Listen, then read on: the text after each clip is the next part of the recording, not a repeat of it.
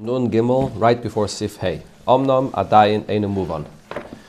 This whole Maamar is about Rotzi and Shuv. The Malachim are on the level of Rotzi v'Shuv.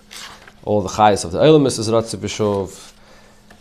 And the last point we learned yesterday was that Torah and Mitzvahs are also on the level of Rotzi and Shuv. Yeah, our connection to the Eibishter through Torah and Mitzvahs is also in a manner of Rotzi v'Shuv. And in Para Aduma, you see it more than any other mitzvahs, because the actual mitzvah is taking water, which is Shuv, and putting ashes on top of the water, which is Ratzui, the fire. Combining them together, you sprinkle it on the person that's Tameh, that is Matayah him. So here you Maamar see in the mitzvah itself that the inyan of the mitzvah is Ratzui v'Shuv. Nun Gimel. Page before. Omnam, the middle paragraph. Omnam Adayin Eine Muvan. Based on everything we learned, the question still is, Masha Metzinu b'Moshe u'b'Shloimeh she'esigu taimei kol shara mitzvahs. When it comes to the time of all mitzvahs, they understood it. V'rak b'mitzvahs Para Aduma, the mitzvah of Para Aduma stands out. It's completely different. Hinei l'Moshe Amar HaKadosh Baruch Hu l'cha ani megala tam Para. Moshe Rabbeinu is a special chiddush. The Eibishter tells him, I'm going to tell you the reason of Para Aduma. Shloima Amar Amarti Achakma Vihi Rechoika Mimeni. And regarding Shloima Melech, it says that he said, I'm wise enough to figure out the meaning of this mitzvah, but I realize that it's too distant and I can't. So now seemingly, based on what we learned before, Im Mailas Para Aduma Hirak Kemailas Aklal Ala Prat. If we're saying that really this is the theme of all mitzvahs, Rotzi and Shuv, Elamai, by Para Aduma, it's expressed clearly. You see it in the way the mitzvah is done. So therefore, this is like the general mitzvah, and all the other mitzvahs are like the details. That's the only mila of this mitzvah. If so, if Shloimeh Melech is able to understand and reach the depth and the meaning behind all mitzvahs, which is the details, so why didn't he also automatically have an insight into what Para Aduma itself is about, which is the klal of all mitzvahs? The whole hezbollah of the Maamar is that it says Zayis Chukas HaTorah. This is the idea of all mitzvahs, Ratzi and Shuv. So even if Para Aduma is different, it stands out, it's more Begolu, you see the concept of Ratzi v'Shuv more here, but it's not a completely different idea. Shaharei Ein Bechlal Ela Masha Beprat. If you have a mitzvah where you see the concept of Ratzi v'Shuv expressed more in a general way, and the other mitzvahs are details of this general idea, so they're connected to each other. So if you get the details, you should have an insight into the klal of Para Aduma as well. Another thing that's not understood here,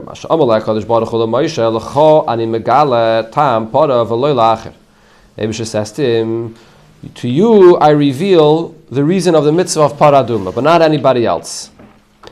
Since anybody else could comprehend the reason of the other mitzvahs, what's the big chiddush that Moshe Rabbeinu was able to understand Para Aduma, which is the klal of all mitzvahs? So now we must say Shaharatzi v'Shuv the Para Aduma hu ba'ofen nai le'yosem b'shar kol mitzvahs. It's completely different, higher than the Ratzi v'Shuv that there is by other mitzvahs. So we sort of have two opposite points that we're making here. On one hand, we're saying Zois Chukas HaTorah. Whatever Para Aduma is about, that is the theme of all mitzvahs. At the same time, there has to be something that's different about this Ratzi v'Shuv and the Ratzi v'Shuv of all other mitzvahs, and it's so far apart that Moshe Rabbeinu there's a special chiddush that he understands this, and Shloimeh Melech can't understand what Para Aduma is about. What's the pshat in this?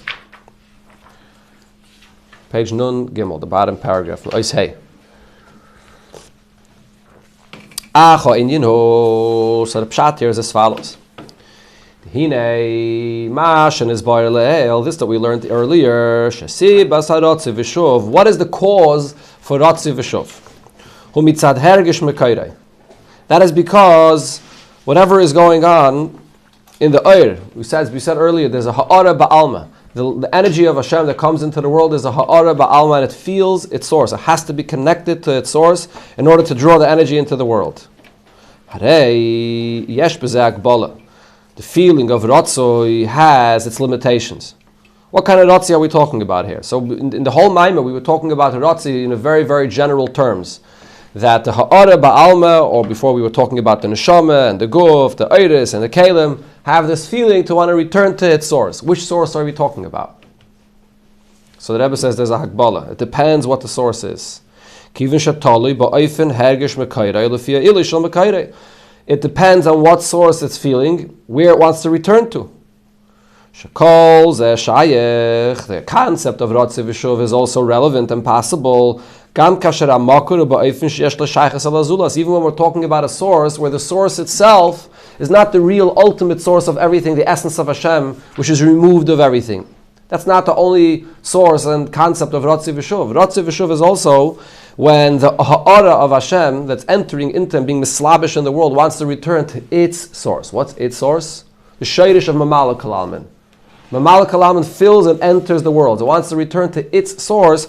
And even in its source, it's a level which recognizes the existence of a zulas. It's not a place which completely, all elements are completely bottled by Mitzias. Shezeh Oira Maamar Kalalman. This is what Oira Maamar Kalalman is all about. In Oira Maamar Kalalman, there's many, many different levels.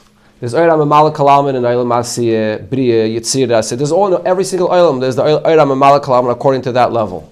Then there's the Shayrish of Oira Maamar Kalalman. The Shayrish of Oira Maamar Kalalman, generally speaking, as the Rebbe is about to explain, is the Oir Hakav. After Tzimtzum, that one line of revelation that has a limitation, that's the source of the concept that there's godly energy that enters into each space accordingly and measured according to what it could handle. That's the source of Oir Hakav. So when we talk about the fact that the Oir Maamar Kalalman has a desire to return to its source, where does it have a desire to return to? To its source, to the Oir Hakav, which is after Tzimtzum. It doesn't have the feeling to return to the existence of the Eibishter before Tzimtzum that's removed of anything. The Oir Maamar Kalalman that's mislabish and Oilimis doesn't have that desire, doesn't relate back to that level. It relates back to its source, which is Oir Hakav. That's the inside. Yidua, as it's known, Shaklalis Oir Maamar Kalalman. Generally speaking, the Oir, which is Maamar Kalalman, Gambe Madreges Hayesa Naila Shabai, including the source and the highest levels of this Oir, Yesh L'Shayches Al Azulas. What defines the existence of this Oir is that it recognizes an other existence. V'hainu l'fi shamshachas ha'oir de Maamar Kalalman hu al yedei tzimtzum. The amshacha of this Oir comes and follows after Tzimtzum. Tzimtzum means that it allows another mitzias to emerge. That's the kayach of Tzimtzum. Before Tzimtzum, the Eibush was Mamala Mokam Acholol. There was no other mitzias that could emerge b'chlal. Tzimtzum allows for a zulas to emerge. And that's the shayrish of Maamar Kalalman. The Hareish is Gilui HaKav. Where is the beginning of the revelation of the Kav? One line of revelation. Hu Aidei Tzimtzum Arisha in Shuin Silukah. There's the first Tzimtzum that removes or completely conceals the revelation of Hashem. Achakach Nimshach HaKav B'derech Diluk.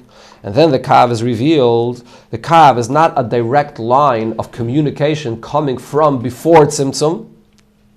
The Kav jumps over it, the Tzimtzum separates, and then there's a Kav that comes out which does not come directly before Tzimtzum.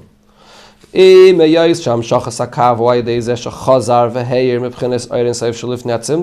does say that the idea of Kav is that what was removed and completely concealed, Kav reintroduces one line of communication from before Tzimtzum. It does say that. Maybe I'll explain in a moment what this means. However, Kav could only exist when there's a hefsek of Tzimtzum, where there's a new reality that exists after Tzimtzum. That's the whole mitzias of Kav. See a bit further over here, this Indian. Therefore, HaKav, this one line of revelation, the source of Maamar Kalalman, Hagam shenimshach ma'erin seif shalifnei tzimtzum. Although ultimately the Kav derives its energy from before Tzimtzum, shezehu shechaza v'heyer chol. This is the idea of chaza v'heyer after the separation. There's one line of communication that does come from before Tzimtzum. L'kol mokaim harehu b'bchinas Kav mitzumtzum l'fi erech ha'elamis. The Kav is a limited revelation that relates to the existence of Elamis. One of the reasons the Kav is referred to as a Kav, even though it's not a physical line that has a shape of a line, but the reason why it's called a line is because just like when you draw a line, there's a beginning and there's an end. This is the difference between the Kav and Igulim.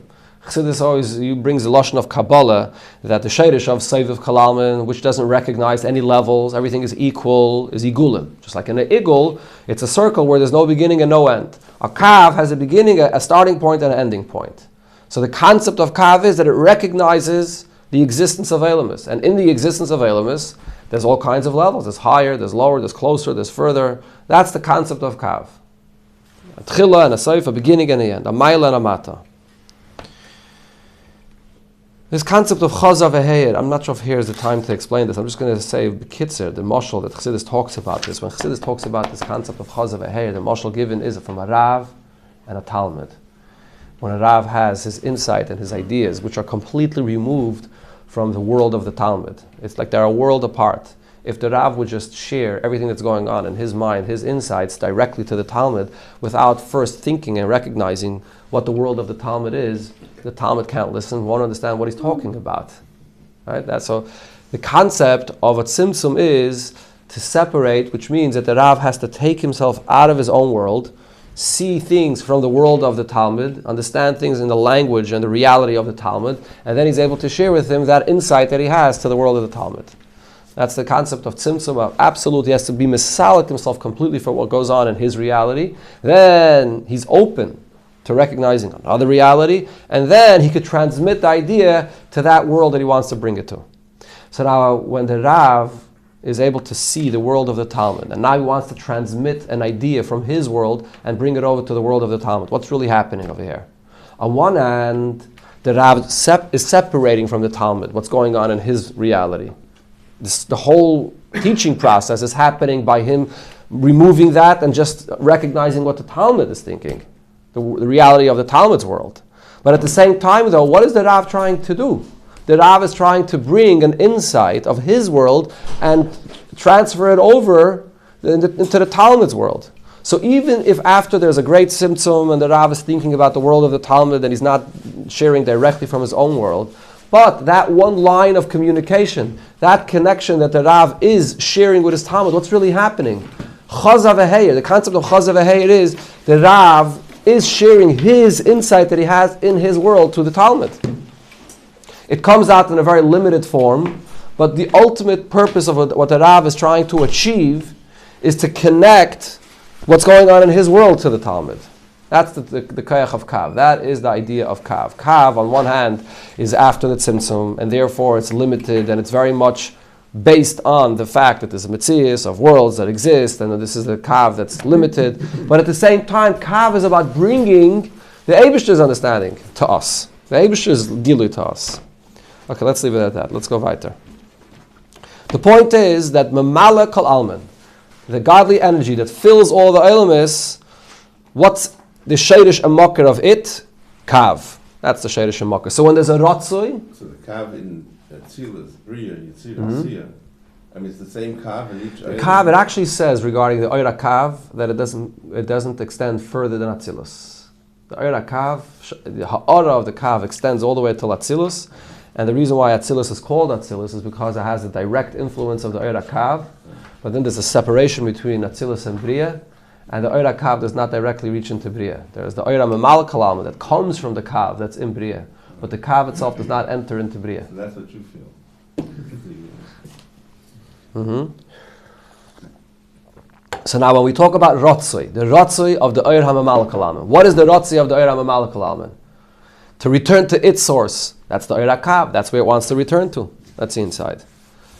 Kivin, well, the second line, a third line from the top of page Nundalet. The Kivin Shayra Mamala Kalam. So since the Oira Mamala Kalam Nigam Besharshai, even the Shayrish of this Oir, Yeshnasinis Makim Lazulas, the Shayrish of the Oir is not a place that negates the existence of anything. Even there it recognizes the existence of the worlds. So Hare Inyan Ratzoi Shabai, the Ratzoi, the yearning, the desire, the running of Oira Mamalakalama to return to its source, Ritzaynei Lekol B'Mekayrei, Oir Ritzaynei Sha'amaki Yizgala B'Mekayme Shala Oir, the desire it has to return to its source, or the desire it has to draw the Oira Kav down and it should be revealed here like above, Ein a Bittul HaMetzias L'Gamri. This is not a desire to completely lose your whole entity. Sha'arei Gam B'Mekayrei Yeshnei Inyan Denesinis Makom Lazulas. Even in its source, Oira Mamal Kalalman, is the source of it is an Oir HaKav that allows for a Zulas to exist. So this is a Ratzoi that's limited. It's a Ratzoi to leave the place where it's in. And the way it's functioning here, outside of its source, it has a Ratzoi, it wants to return to the source of the energy, to reconnect to the source of its energy. But to completely negate the existence of Elamus, no, that's not what the Ratzoi over here is all about. So it's a Ratzoi with a certain limitation. The same also regarding the nature of the shuv in this level of Maamar Kalam and since the source of this comes from Kav, which recognizes the existence of the worlds, so what is the shuv of this It actually is able to settle into the Metzias of the Kalim. It's able to unify and settle into the Kalim. The Kalim is the Metzias, the entity of what exists in each one of the elements, whether it's Chesed, Gvura, Teferes, and then each element there is the Metzias that defines that world. The Oir of Maamar Kalam, the reason why it's able to be Memale, why Tak is able to enter and relate to the Metzias of the world, is because the source of this Oir is in a place that it recognizes this Metzias. So when the Oir comes to the Keli, it doesn't clash with the Metzias of the Keli. It gets drawn down and it enters and gets absorbed and it's yushav into the Keli.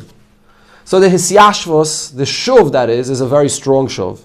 It's a Shuv where it gets unified with the Keli. And the Ratzoi is a more of a Shvachere Ratzoi. It's a Ratzoi which has a roof. It's a Ratzoi which has Agbal. It's not a Ratzoi where it completely wants to negate any existence. This is one kind of a Ratzoi and Shuv. Then you have the Ratzoi and Shuv that exists in the Oir of Seiviv Kalalman.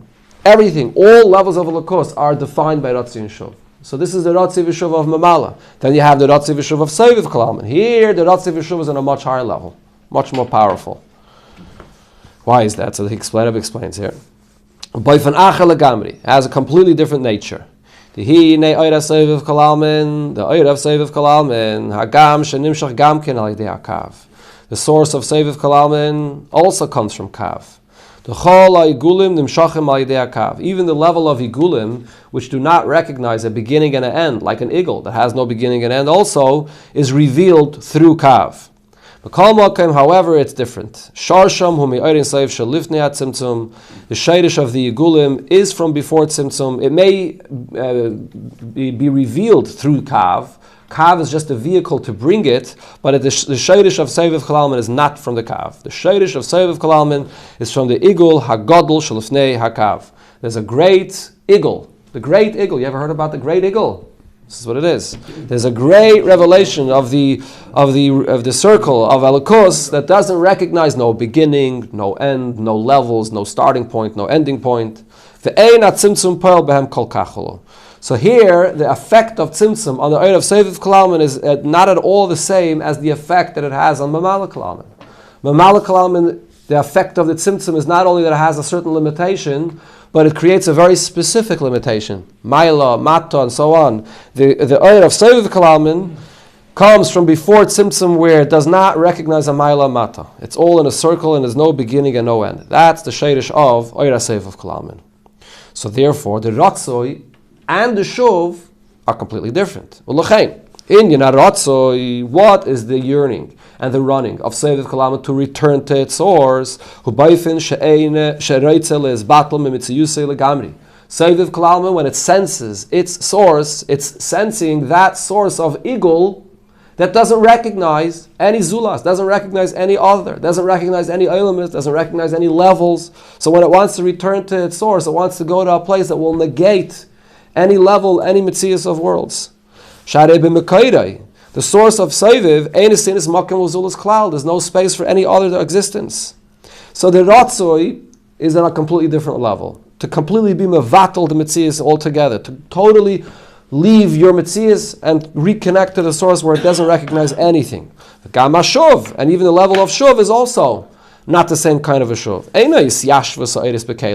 Seiviv Kalalman, the Oir of Seiviv Kalalman does not enter and get absorbed and get defined by the Metzias of the Kalim. It doesn't become unified with the Kalim. Ella, rather, what happens is Bitul HaKalim Eloiris. The Oir, the way the Oir unites with the Keli is the Keli becomes absorbed by the Oir. The Oir HaSeiviv Kol is so powerful, wherever the Oir HaSeiviv Kol comes, the Metzius of that place becomes defined and elevated to the level of the Oir. Seiviv Kol is Makif Atzilis Bri Yitzira Asiyah, everything B'shaveh. Wherever it comes, everything becomes included in this all-encompassing light of Seiviv Kol. Because Seiviv Kol does not recognize the Metzius of anything, even when it comes and it connects l'chayra to the space that it enters, it doesn't connect in a way that it provides a limited energy to that space and it allows that space to define its existence. Punkt verkehrt. That space becomes elevated and unified with the Oir. It's like no kalim. It's a different, the kalim, the Metzius of the kalim, the Hagbala of the kalim is not recognized, even in the Shuv. So when it comes to Mamala Kol Almin, the Ratzoi is limited. The Shuv is very powerful. When it comes to Seiviv, it's the opposite. The Ratzoi is very powerful. The Shuv is very limited. The extent of how far the Ur connects to the Keli is very limited. It's l'chayre, the same inyan of Ratzoi and Shuv by Mamala and Seiviv, but it's really sort of opposites. The Rebbe connects this to Avodas Adam. Let's see, we have a couple of minutes to see in Avodah what this means. For these two kinds of levels of Ratzi and Shuv as it relates to a person's Avodah is when a person has a desire to reconnect his neshama, to reconnect to the Eibishter, and his recognition, his source of connection is coming from understanding Mamala Kol Almin, the person has a desire for spirituality, for godliness. He wants nothing other than Hashem. However, what is this desire? This is a kind of desire where the person is not completely letting go of his whole existence. Ella, rather, as the pasuk uses the term, shekir v'selikim, being close to Hashem, li toiv. This is the best thing for me. Instead of a person being drawn to Gashmias and other sources of life that seem to be a source of life, this individual recognizes that the true and best source of life is Elokos. So there's a great desire here, a great yearning. But what's at the core of this yearning? Li toiv, that it's good for me. Even if you remove that word li, it's not about me. But he wants the closeness to Hashem because he knows that the Eibishter is be'etzem, the source of good. Still, however, the all of this, the desire over here is not a kind of yearning where the person loses his whole entity altogether. That's a lower level of Ratzoi. The person, he exchanges. Instead of the Ratzoi for Gashmias and Shtusim and other things, he redirects his energy and has a pure Ratzoi for Hashem. But it's still the person, the Metzius of the person is involved in this. That's what he desires. If